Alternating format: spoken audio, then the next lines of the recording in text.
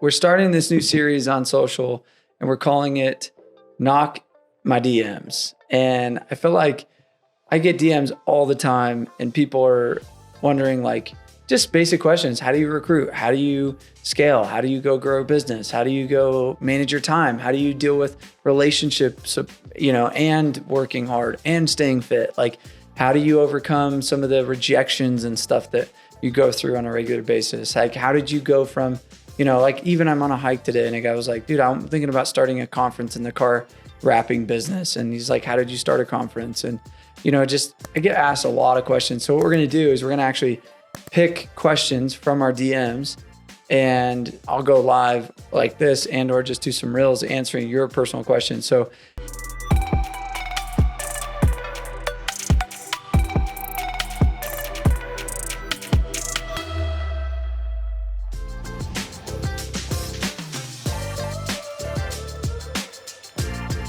my nerd was one of my greatest sales guys that I recruited.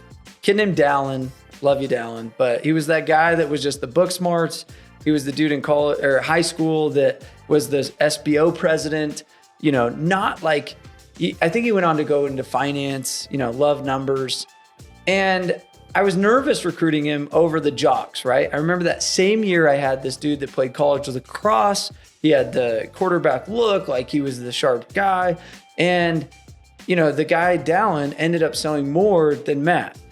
And what was interesting about all that was I realized that just a video game competitive guy to an SBO guy that is the chess champion to the guy that's competitive in lacrosse, they all have what's called a grit factor. So I highly recommend reading the book Grit by Angela Duckworth. And there's an element of somebody that's willing to study and take upon themselves a skill, meaning it wasn't handed to them. They weren't born with it. They had to learn a skill, and they had to be competitive enough to be great at that skill. I will look for that kind of person over a specific degree. There are people like computer science or, people that are programmers and stuff like that you'd be like, man, they would never do well at this. They do great. And there's people that you'd think would do great, but that would suck. And so I try to take away every stereotype out of recruiting.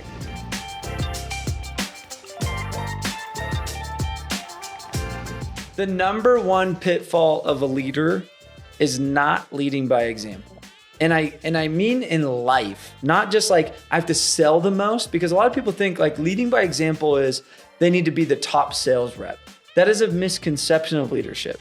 I think the number one misconception of leadership or the pitfall is not leading in life, meaning people are judging you in all aspects. Like we look at Donald Trump and we look at Joe Biden and we care about what Joe Biden's son is doing with like strippers and stuff. And you're like, how's that have anything to do? It's like, well, his parenting must have not been great.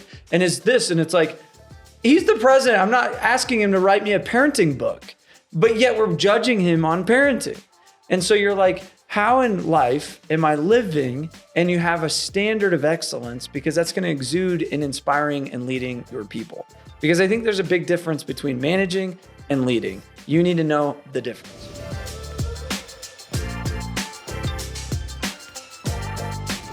We're launching this new program called The League. The League is a distinction between somebody is in the tribe or not in the tribe.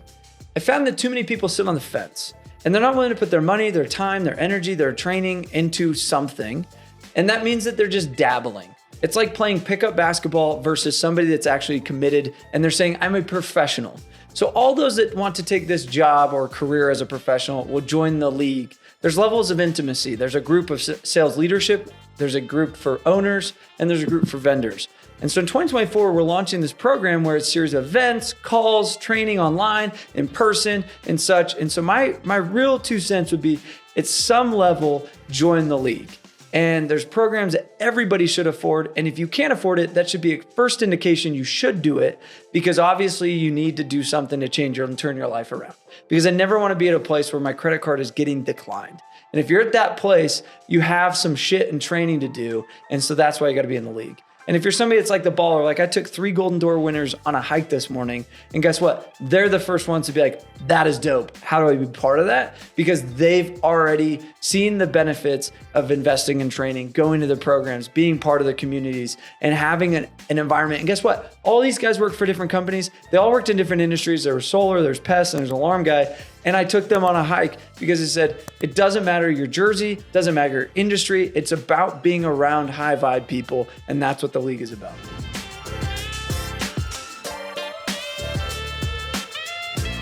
Stop cherry picking.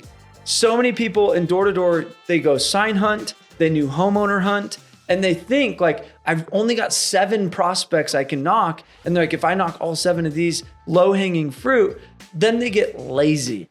The best advice I have for a door-to-door guy is stop thinking there's some golden like lead preference or area and start being strategic, but not being lazy. And so the best routine and habit is to break the lazy and cherry picking and sign hunting and new homeowner hunting, and is start to just get really good at your craft to where you're excited. Whoever answers the door, as long as they're a qualified buyer, you're going to sell them because you're that good at your craft.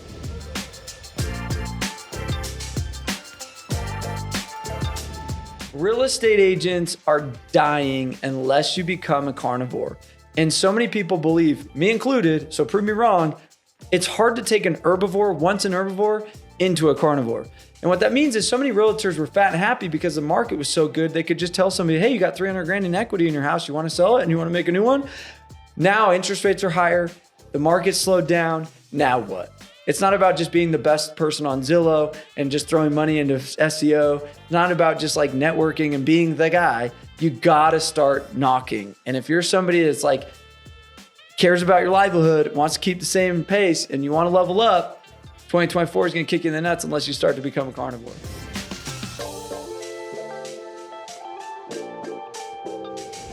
Number one thing I watch with mediocre people versus high successful people. High successful people have a higher risk tolerance, meaning you look at normal W-2 people. I saw this guy at the grocery store. I was a sharp looking dude, healthy, fit, and he's working the cash register. And I'm like, this dude is working cash register. Why? What went wrong in his life? And it's just because of his risk tolerance was low.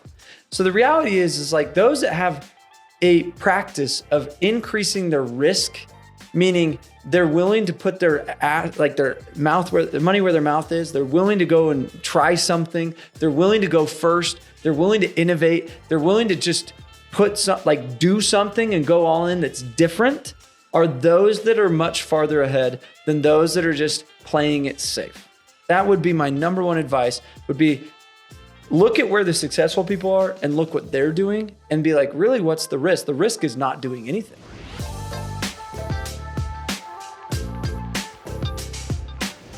High school kids are the most underutilized market for recruiting. So Jim Harbaugh came and spoke at Vivint one year, and he went to coach for Stanford. And he had a problem. He's like, they were losing. They were like 0-20 in like 2 years. They never won. And he's like, I can't go recruit like Alabama would recruit, because they could recruit dudes getting 2.0s in high school versus, getting Ds and still get them into Alabama. You have to have a standard of excellence to get them into Stanford. Well, he's like, I had to start recruiting people as a sophomore in high school because I had to convince them to get good enough grades to then graduate to get into Stanford. And so he's like, it took me 2 years to rebuild the program, but then he became a massively winning program. And obviously Jim Harbaugh is a phenomenal coach. So ask yourself, like, what am I doing to invest in the younger class that maybe gets slower return, but changes their life right now? The youth right now are the biggest opportunity because they're still malleable. They probably have bad parenting. The public education system sucks. So if you can be a mentor, get them into a simple system, and in roofing specifically, you could have them doing, hey, like, can my guys come and inspect your home? They don't even need to do the inspection. They could be even just flyering. You could hire the high school cross country team to then do their running practice and sponsor them. And they just go drop off freaking flyers at everybody's door. And now you got 1,000 flyers on people's doorstep from the high school team, and they're happy because they got their cross country uniform sponsored by you. And it's a huge win. And you're teaching them hard work. You're teaching them rejection. You're teaching teaching them this. Hence why we started Street Smarts. It's how you learn street smarts, not book smarts for high school kids. Comment your questions in the DMs. Like, we're going to go through these. And then throughout the week, send me DMs. We're going to be dropping these frequently for you. And I'll just take your question and be able to pose it. And whether you want to be anonymous or you don't mind if we use your name or whatever, but here to support. So